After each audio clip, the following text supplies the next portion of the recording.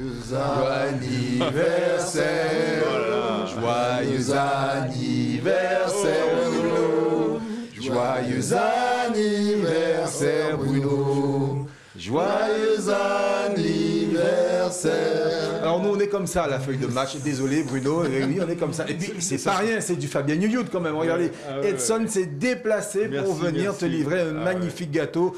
Avec voilà, au coco, j'imagine, avec des joueurs de foot, enfin tout ce que tu aimes. Je ne sais pas s'ils sont mangeables, les petits bonhommes, mais en tout cas, c'est magnifique. Merci à Edson, merci également à Fabien Youyou pour ce magnifique cadeau d'anniversaire à notre ami Bruno. Bruno qui ne va pas le déguster avec nous, hein, je le sais déjà, il s'est déjà prévu, hein, voilà, il ne va pas le manger avec nous, mais c'est pas grave, c'est la mauvaise foi jusqu'au bout, Bruno connaît. Allez, merci en tout cas, merci à de ce clin d'œil, merci à Fabienne de nous avoir fait cette belle surprise, merci pour Bruno.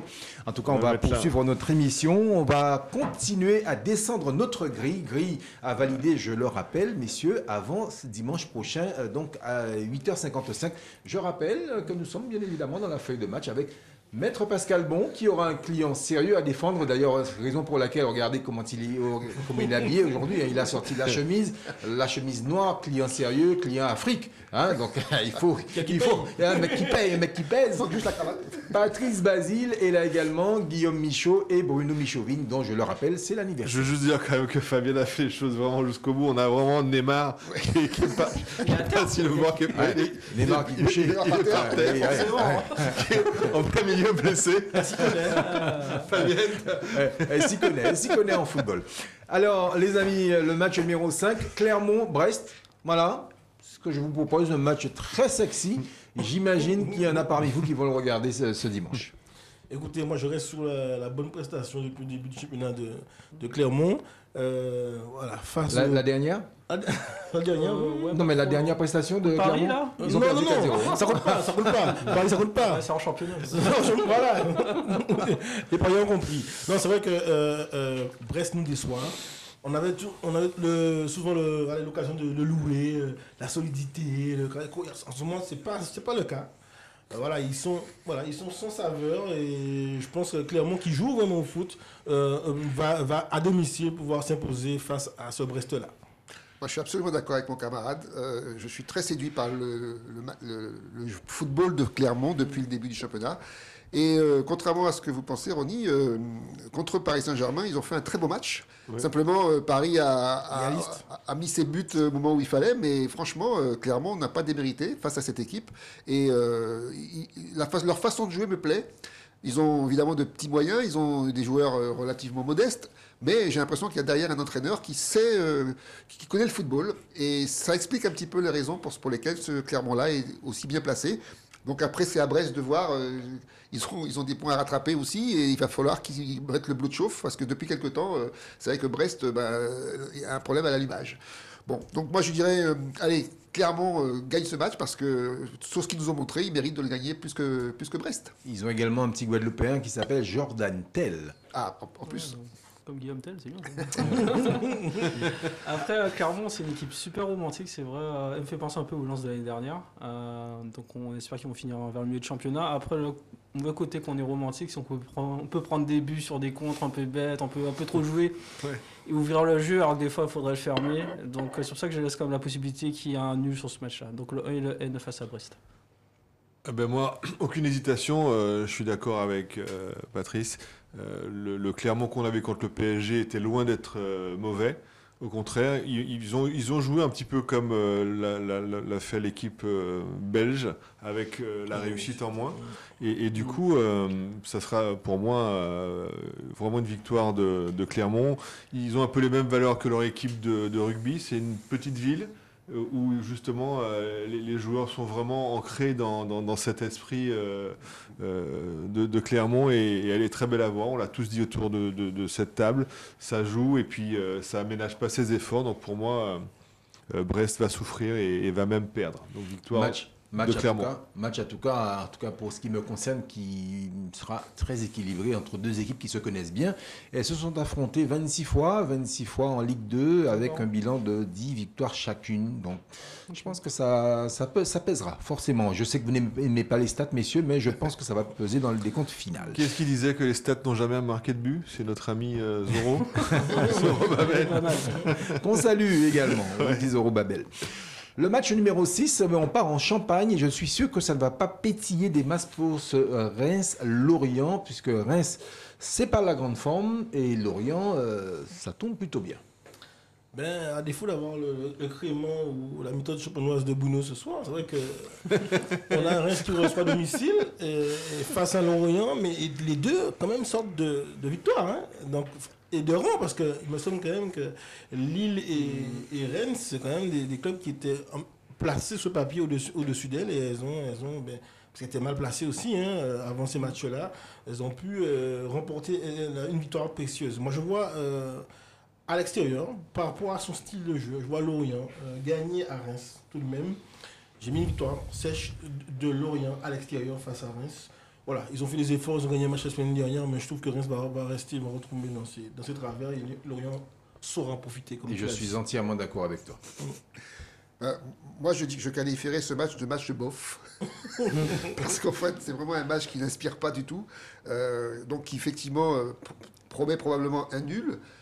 À moins que Reims, qui a un public quand même assez chaud, parce que c'est un club qui a une histoire, hein, donc ça compte aussi, et qui a une équipe qui est capable du meilleur comme du pire. Donc, jouant à domicile, avec un public cette fois-ci présent, peut-être qu'ils peuvent faire quelque chose, mais moi, je préfère réserver mon haine et ne pas aller chercher ni une victoire ni une défaite. Ce sera un match nul, tout simplement. Est-ce qu'il y a du mal à faire le jeu à domicile, Guillaume? C'est vrai que c'est difficile pour Reims à domicile. Lorient, ils m'ont un peu surpris la semaine dernière, en positif, Reims aussi. Ces deux équipes, je ne sais pas trop à quoi m'attendre, donc j'ai mis mon triple là-dessus. Je ne sais vraiment pas ce qu'on va voir. Alors là, honnêtement, Lorient, non, je ne sais pas, honnêtement. Je donne ma langue au chat. Mais moi, je vois comme Patrice également un match nul et nul. Et du coup, les niveaux des deux équipes... ça n'existe pas, ça. Non, c'est un match... Et puis, je reviens sur la stratégie du joueur et qui prend les pépettes. Il faut vraiment tenter des choses. Et un petit match nul sec, de temps en temps, ça paye bien. Ouais. Donc, les amis, tentez ça. On va tenter donc le match nul, comme le disait Bruno, on verra tout cela à la fin de l'émission puisqu'il y aura la synthèse qui vous sera proposée. Le match numéro 7, nous prenons la direction de l'Espagne. On va poser les valises à Valence précisément, on va manger du bon poisson avec ce Valence-Real Madrid. Deux équipes qui se sont déjà rencontrées, messieurs, tenez-vous bien, 133 fois depuis 1961. Et c'est le Real qui mène 73 victoires à 35 à Valence. Au cours des 10 derniers matchs, les Valenciens n'ont gagné que 4 fois. Oui, Ronny. En tout cas, pour moi, c'est le match de cette grille la plus alléchante à regarder, en tout cas, au-delà de parieur. Et c'est vrai qu'on a un dauphin, mais un dauphin à la différence de but. Hein. On a quand même deux équipes qui ont eu 3 victoires et un match nul. Moi, j'ai aimé et j'aime toujours cette espèce de jeu léché qu'on a redécouvert, en tout cas, chez Valence, avec, on va dire, chacun qui sait ce qu'il a à faire à son poste, et ça donne de super résultats avec un solaire extraordinaire. Voilà, et autour, non, c'est intéressant de voir un Valence à ce niveau-là, à domicile. Et bien sûr, face à un Real qui est sérieux, un Real avec des individualités. Quand on a un Vinicius c'est un poison, même celui qui a marqué Rodrigo, voilà.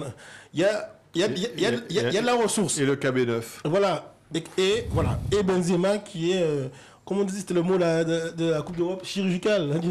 Clinique. Donc on peut s'attendre à une belle opposition. Et sur ce match-là, je boute en touche pour un match nul, soit une victoire de Valence à domicile, ou soit une victoire de Real à l'extérieur, histoire de dire qui est le patron à partir de lundi. Il y aura donc absolument un vainqueur. Patrice. Voilà.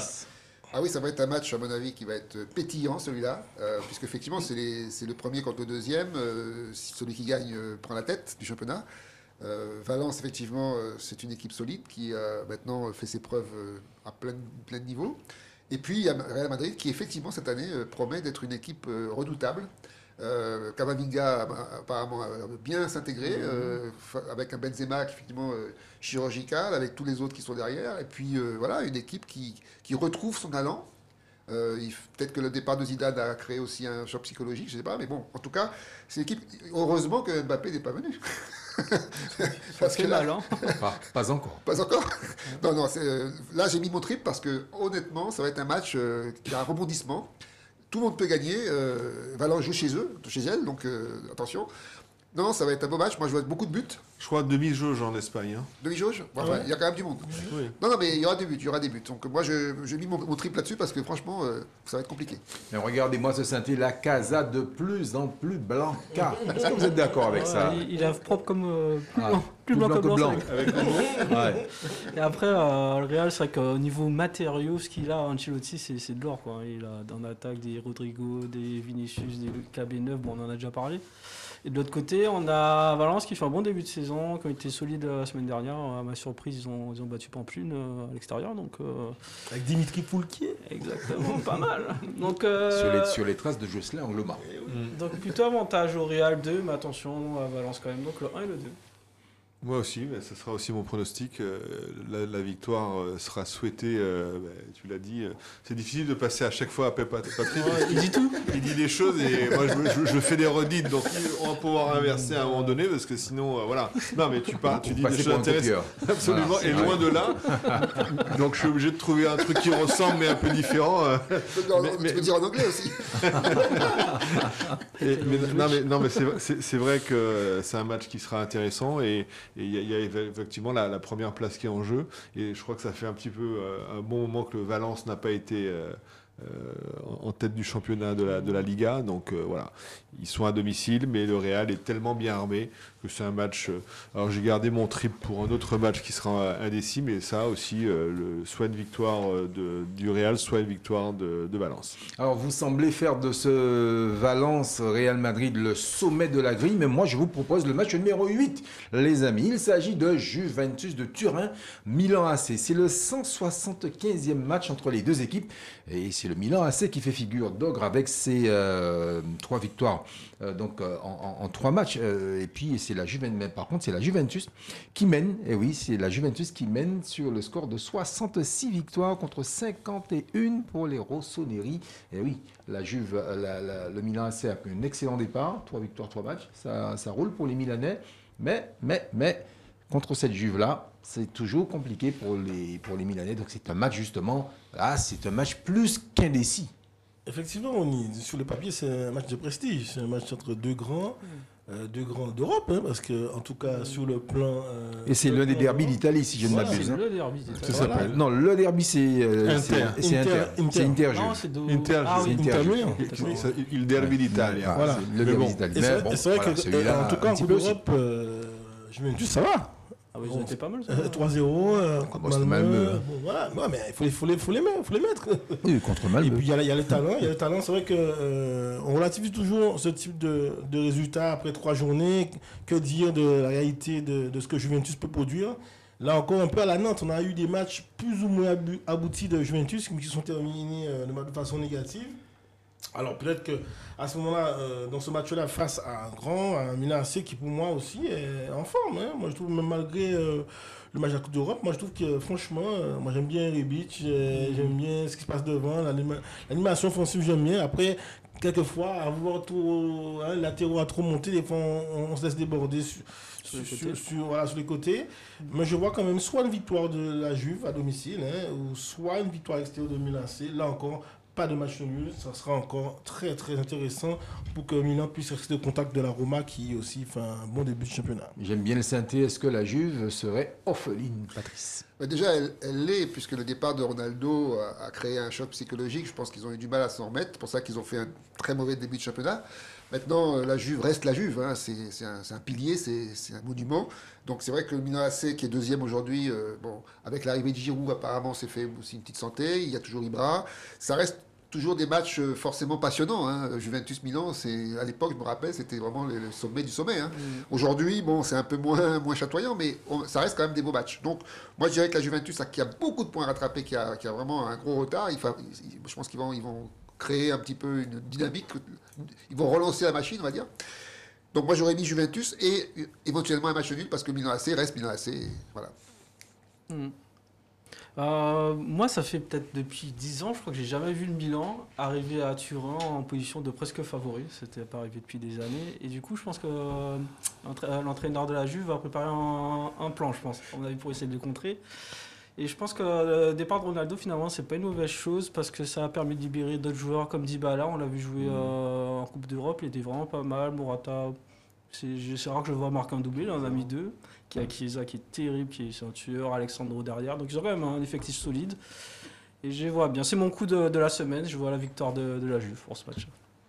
Moi, c'est ce match sur lequel j'ai mis mon triple, parce que c'est un match, effectivement, le Derby d'Italia, un match, alors il faut que je trouve quelque chose d'autre, un match entre deux villes pas si éloignées que ça. Donc, tu as Turin avec la ville industrielle et de la voiture, et de l'autre côté, la ville de la mode, Milan. Et effectivement, ça fait longtemps.